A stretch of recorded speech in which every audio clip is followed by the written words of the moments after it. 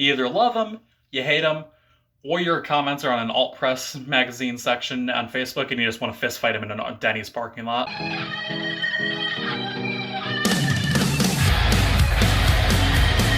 Welcome to Ray Running Does Music, where today we're checking out the second studio album from Yungblud called Weird.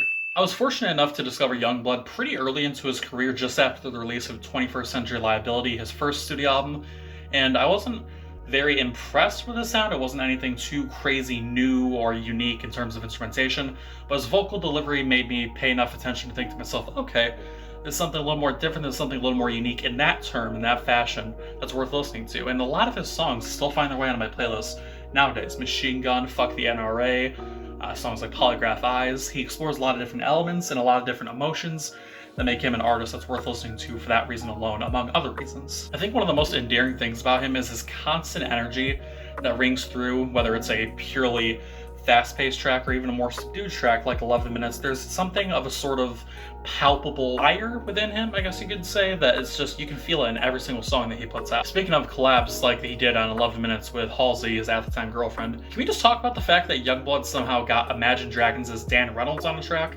Yes, that's a thing that actually happened. I'm not bullshitting you.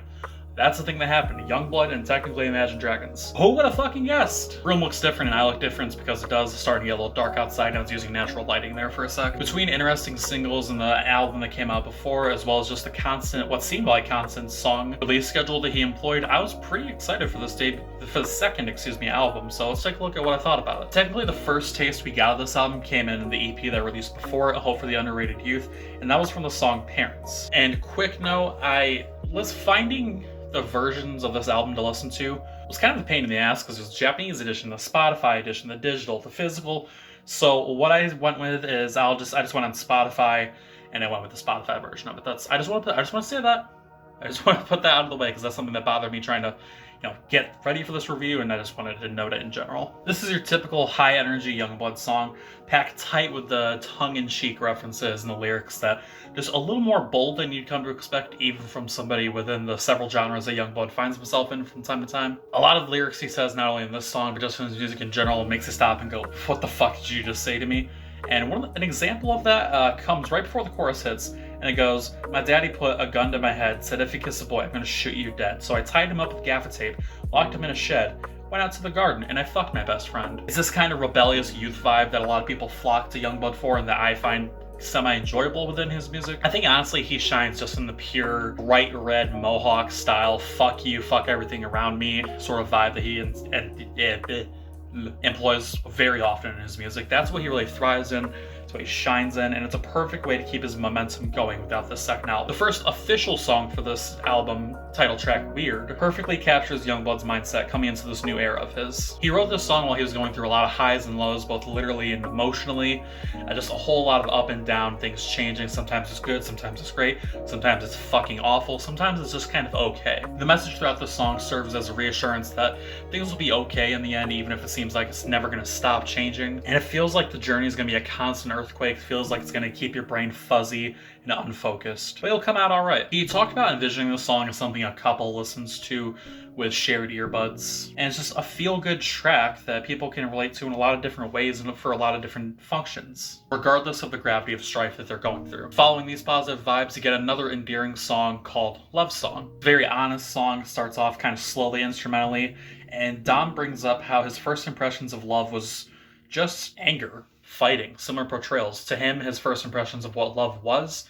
it was shown to him as this negative thing. You get this told blatantly through lines like, love chewed me up and spit me out on the pavement next to the cuts and the blood that my mom and dad would take out on each other. But later in the song, we get the next piece of this puzzle, finally learning not only how to actually love somebody that he's with more hopeful allusions and references, but also those lingering feelings of what he previously knew and thought can still come up, can still plague your mind. And it's honest, and it's a very honest representation of what it feels like to grow up without love, but thinking you knew what love was, just to find out it's very different. It's very honest. Again, a very interesting representation of what it was for him growing up that I can kind of relate to in a sort of fucked up way. The themes of hope and triumph over trials continue on throughout the album, but I kind of want to switch back to more of a feeling that we got with Parents. The song Acting Like That, featuring his musical and outside of music best friend MGK, is just, it's a song that says, fuck it, let's go out, let's lose control while we're there, and before we're gone, just have fun, have a great time. This song was actually written shortly after fellow musician Juice WRLD passed away, giving the overall vibe a more urgent message. Sometimes it's good to just get some friends around you, get some drinks in you, have fun, say fuck it, have the time of your life while you're here. We're not here for a long time, so be here for a good time. You know, the classic adage. You got a limited time on Earth, and there's no point in leaving things unsaid or undone. As long as it doesn't fuck with somebody else too much, or preferably at all, just do it. Fuck it, just do it, Shia LaBeouf style. A lot of people looked at this song when I saw the first initial reactions to it and said, oh, I wanted more emotional Yungblud, I wanted more feeling behind the song. But this feels like a very classic Yungblud song again. Feels like Parents, feels like some older songs like Kill Somebody. It's just a fuck it song. That's the best thing that he can do. There is some genuine and real emotion happening throughout this album though. You have the song Mars, to say as an example too. This song is actually semi-inspired by a meeting that he had with a transgender fan during his Warped Tour run. This person said the Yungblud's music not only helped them throughout general struggles, but also helped their person's parents sort of understand their child and the transition a little bit more. It's really refreshing to see a lot of different stories taking place on this record, seeing songs about love, hope, identity, individuality, songs that are inspired by genuine inspiration that Yungblud gave to people like his fans. And I actually want to take the individuality aspect of things and close this review by touching on that a little more. I think my two favorite songs from this album are Strawberry Lipstick and God Save Me But Don't Drown Me Out, which both focus on different sides of self-realization and self-identity. God Save Me is what Yungblud refers to as the safety pin, sort of holding the album together throughout the course of it. It serves as a good introduction for the album, but with its overall tone, its theme, its instrumental elements, and of course the singing and lyrics to be had here, I feel like it serves as a great introduction to just Yungblud in general, if you don't just want to take a very popular song like Parents or 21st Century Liability and go from there. The first time I heard this song, there wasn't a single moment during the course of it that I was sitting still. I was moving in some way, I was nodding my head along. I got up at one point and just kind of stretched and realized like, okay, this is something I gotta pay a little more attention to, which is kind of weird to say. I didn't realize as I say it out loud now, but I was just sitting. I remember this specifically because it was late at night when I finally heard this. It was on release night.